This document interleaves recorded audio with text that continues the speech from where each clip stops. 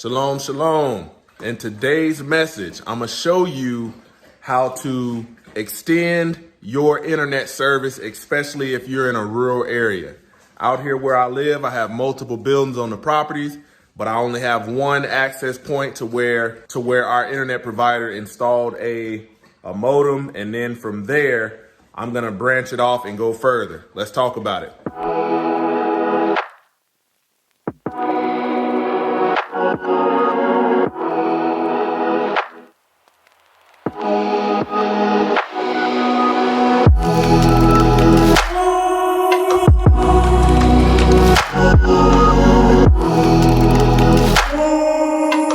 Man, just fed the dogs right there.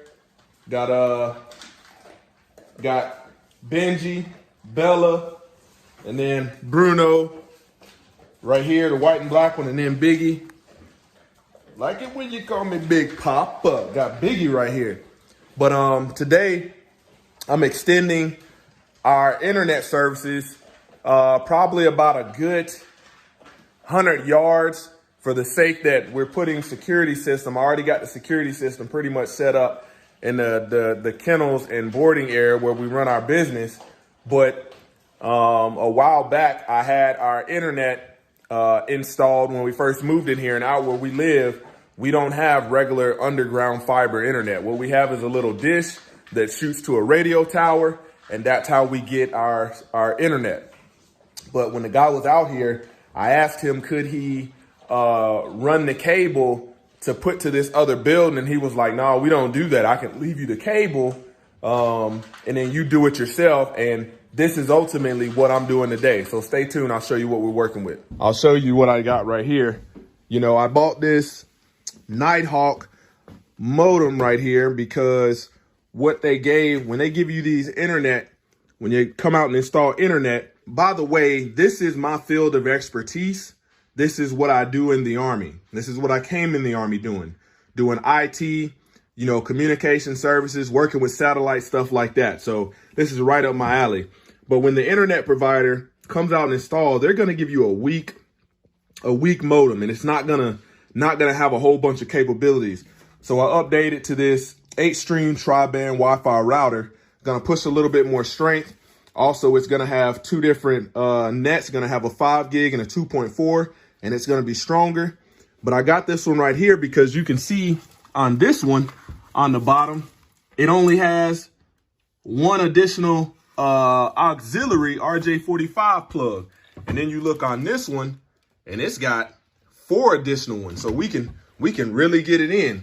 So what I did was I pretty much branched it off with a short RJ45 into the Nighthawk, ran it up the wall right here, ran it across. It's coming down back around there. And then I have you can see right here, this used to be a door into the kitchen.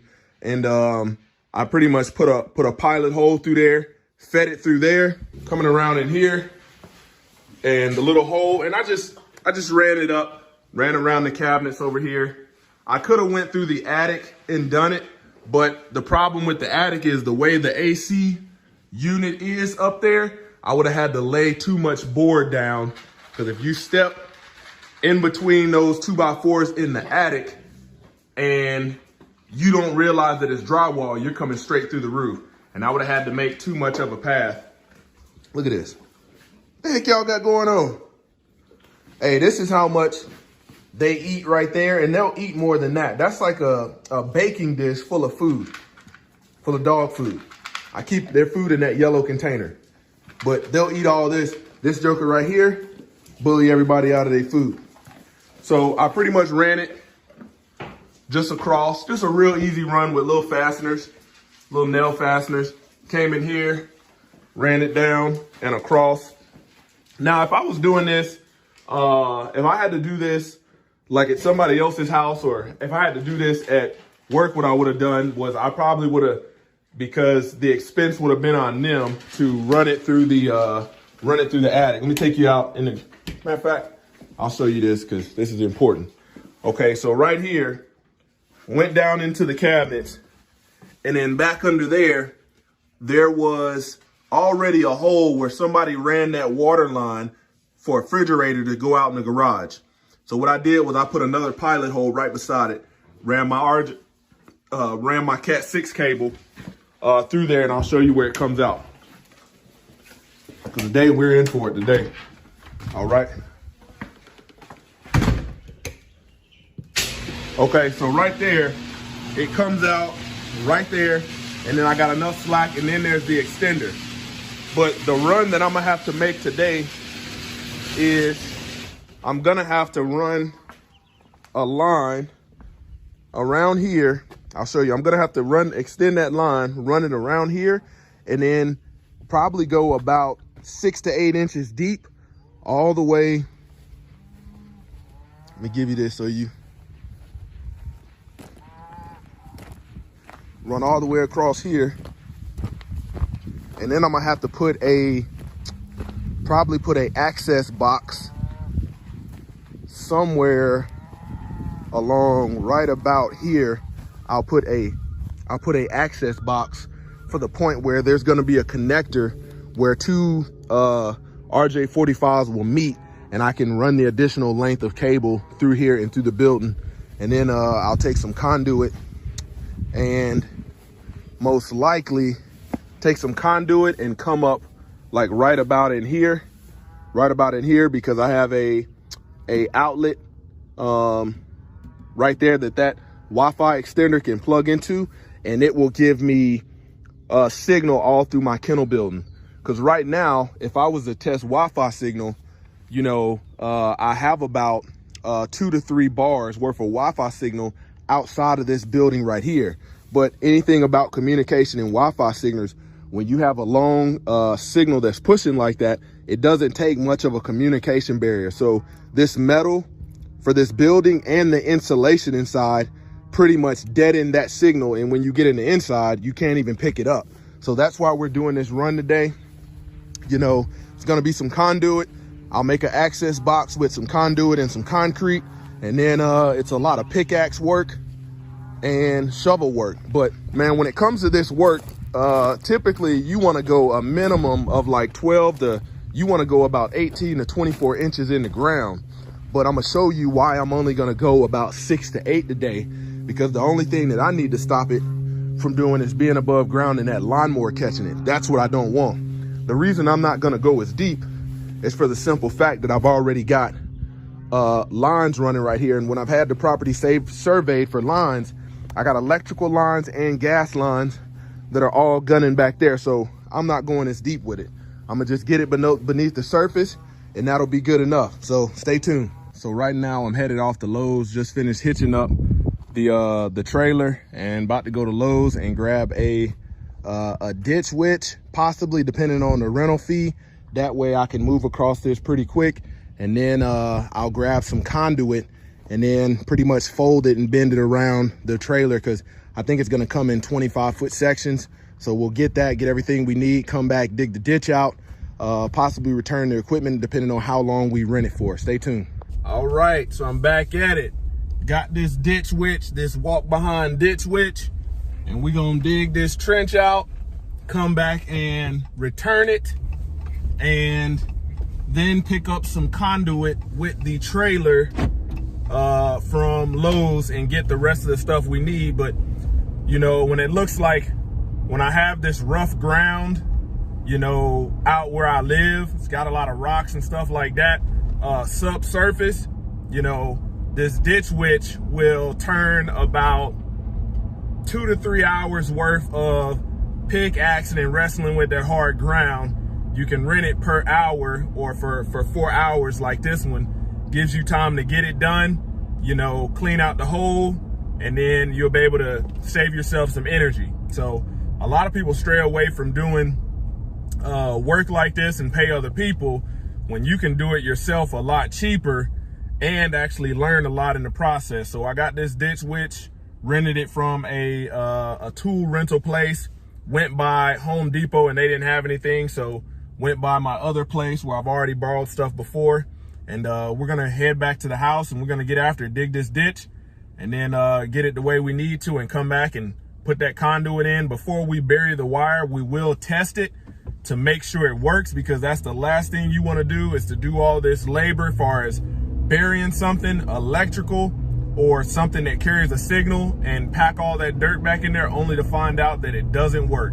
That'll be your worst nightmare. Stay tuned. So we're back at it right here. Here's the ditch witch we got right here. It is a 4-inch trencher. It'll trench you a trench 4 inches wide. And this right here is what moves the dirt out the way. And like I said, I rented this for 4 hours, so I'm gonna dig the ditch and then I'm going to get this back. That way they can refund me the difference that I didn't use, and I can be done with this, trenching this out in no time. Get this whole run from back over here and all the way over there in no time and be good to go. Stay tuned. All right, got it all unchained. We're gonna start this bad boy up. Key goes in there. Key little hole looks kind of busted, but we gonna get it. Looks busted, but we will get it. Pull that out. Make sure this key goes in there good.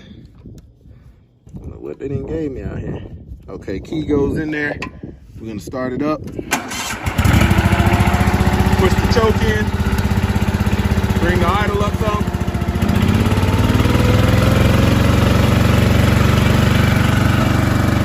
Get this bad boy off. All right, so here we are, right here. Got this whole ditch trenched out. Like I said, didn't go too deep, and that took all of like 20 minutes to do. I'm gonna come back and clean it out with my little orange shovel back there. But got all this done right here. You can see where I had to cross over. I just got to come back and dig all that out. But the trench is already ran, and then same thing over here. I'm gonna run my cable, and then I'm gonna see where I need to put a junction box. That way I can have a connector in there while I'm taking one run of Cat 6 cable that stops, and put a connector and then run it the rest of the way right here. And you can see that, but we got it all the way done all the way to the build, and that was about 15-20 minutes worth of work. Now I'm about to clean off the ditch witch and take it back. That way I can get refunded for the time that I didn't use. If I would have had to do this manually, I probably would have been out here probably about a good three hours minimum, just trying to get it that clean.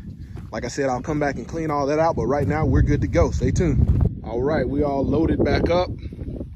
Good to go. Got everything good and secured. Wash the blade off with a water hose. That way they don't charge me a cleaning fee.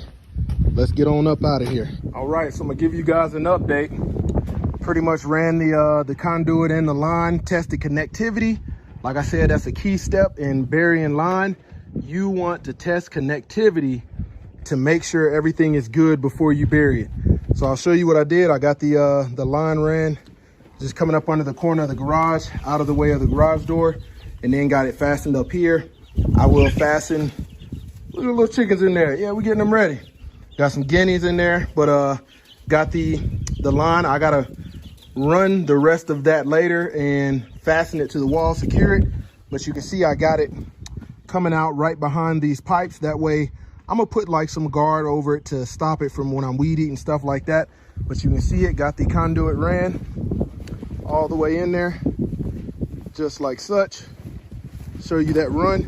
If you were to pay to have this done and somebody's got to trench it, man, you're looking at anywhere from, like, on a low end, if you're finding somebody that's not doesn't do a lot of this, maybe doesn't have the certifications or whatnot to do this, they might charge you about $10 per foot. And then if you have like the electric company or your internet provider, somebody do a run like this, you might be looking at upwards of $20 a foot. And especially when they see this dog sign on the door, they know it's commercial, it's no longer residential, so they're gonna charge the higher end of the scale. So what I put right here was a junction box. I still got to put some water around this right here, this post, but you can see I have the connector right there. So if I ever have to service it, something goes wrong, you know, this will be a point to where I can service it. The pipe is not going to be concreted in the ground, but this wood post is. I got it fastened on there. Once it's all done, I'll spray paint it with just some spray paint to protect it from the wood. Continue on in the run. Okay, we're going down, and then I got to get some conduit strap to strap it through this I got a hole right there. I got to put some conduit strap to secure it down. And pretty much that's the entire run right there. Not too hard, not too complicated. I'll show you the inside of the building. Do the math on, like I said, the low end $10 a foot. And then I got it coming out in a pipe right there. It'll be good to go. And you can see we got a blue light, tested Wi-Fi, got 100% connectivity. The security system that we're using, everything is functional. So I know we're good to bury it. So the worst thing you want to do is to do all this running line and then come to find out you got a connectivity problem. And then you're trying to test both ends with a cable tester, realizing that you got problems. And all this work has to be redone. Countless hours will be spent, but the next step is to water this, put some water on this concrete right here. And then from there, cover the holes back up and we will be good to go. I'll probably hit Lowe's, get some straps for conduit, and that's it, man. Easy job done. But this is right up my line of work, what I do in the Army, doing stuff like this for field exercises, different training exercises, deployment, stuff like this. At my level, I pretty much just manage the project, make sure it gets done. I'm not the one actually out here digging it, you know, at my level, but back in the day, man, I used to get it in with this, you know, get it in, running this cable, making sure everything was up. And when you're doing this for the Army, you got to do this for time. You know, if you get on a site and they're like, hey man, you got a 200-foot run, you backwards plan how long it's going to take you to manually dig that. Like I said, they don't give you no, you're not getting no ditch witch in the Army. Now you're going to have to use a pickaxe and a shovel, an E-tool, you know, and you backwards plan, let them know how long it's probably going to take so that you'll SP prior, sometimes upwards of 6 hours prior to where you got to go. If you got to establish line, you do your run, and then the team comes in, the command team comes up, you got your security while you're running and digging this line. You got a security force around you, and you just getting after it, just nothing but sweat equity. So I wanted to give you guys an update. I'm gonna cover all this conduit in, fill in the dirt, pour some water on that hole. All right, finished product, filled in the trench. We're good to go. Got this bad boy mounted up. Got a weatherproofing plate on the front to stop moisture from getting in there. Spray painted it black with just some spray paint that I had in the house. Secured it on both sides, just 2 wood screws. Got all this insecure, and it'll naturally settle. Grass will grow in it, and we'll be back in business.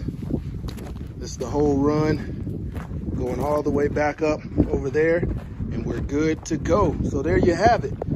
So there you have it, guys. Got this run done right there, and like I said, was able to save probably about half of the cost if I was paying somebody to do it. Like I said, they're going to charge anywhere from $10 a foot residential all the way up to $20 for commercial. This is for commercial use, so they would have charged me along the lines of that.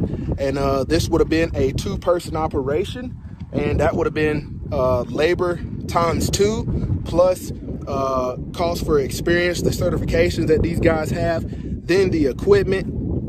So, and then once you factor all that in, like I said, I was able to get that done for half the price. You know, I just spray painted that thing with just some black spray paint that I had, and we're good to go. And that's what the Most High Yah wants us to do, to labor with these hands. So glory to the Most High Yah. Just wanted to show you guys that project I was working on today.